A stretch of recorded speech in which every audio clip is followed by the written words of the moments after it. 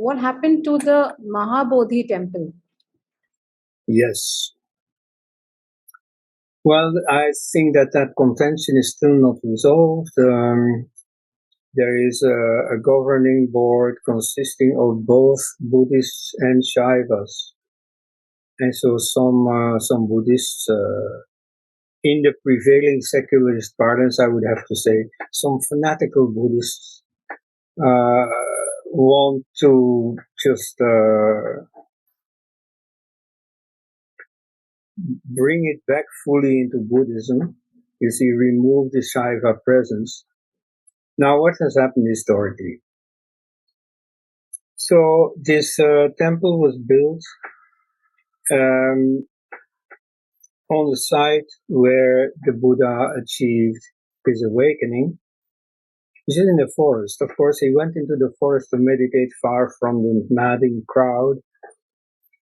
And so the consequence was that when the Muslim armies moved all through Bihar, where they burned down Nalanda and so on, they missed this Mahabodhi temple because it was in the middle of the forest.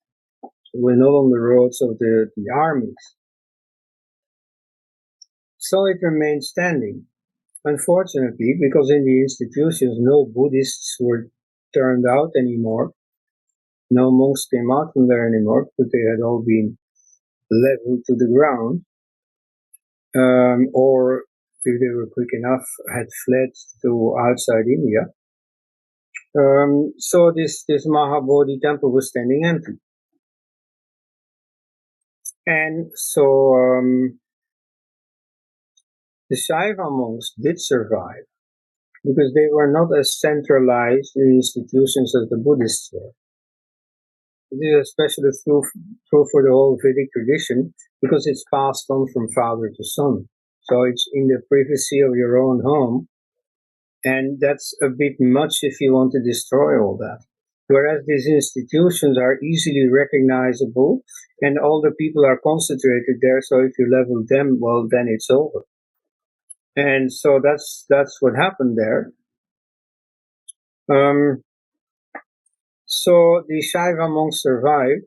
There was already a Shaiva element in this Mahabodhi temple. You see, many Buddhist temples do have a Shiva or a Ganesha inside.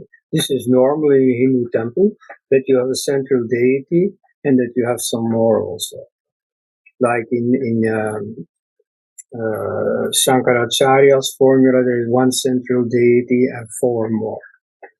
So also, they are sometimes used as doorkeepers. That may be a bit of a low status for a divinity, but it also happened, that they had a Shiva outside the temple where the Buddha was worshipped.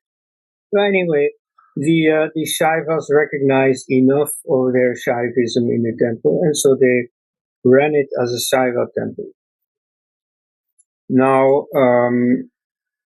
if I would look at this from the viewpoint of a Buddhist, I'd be grateful, because otherwise this temple would have just fallen apart.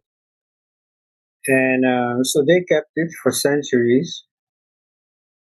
Then finally, you see, when the British came and so on, and the king of Burma also meddled in it, and the Mahabodhi Society founded in Sri Lanka got to know of it and so on. Then you see the Buddhists were back. And so a compromise was found between the original purpose of the temple and the historical fact that Shaivas had taken care of the temple. And so, as things go in the world, I think that was an acceptable compromise, that both parties were represented in the governing board. How that should be in the future, well, that should be amicably settled. I mean, there's nothing more original I can say about it.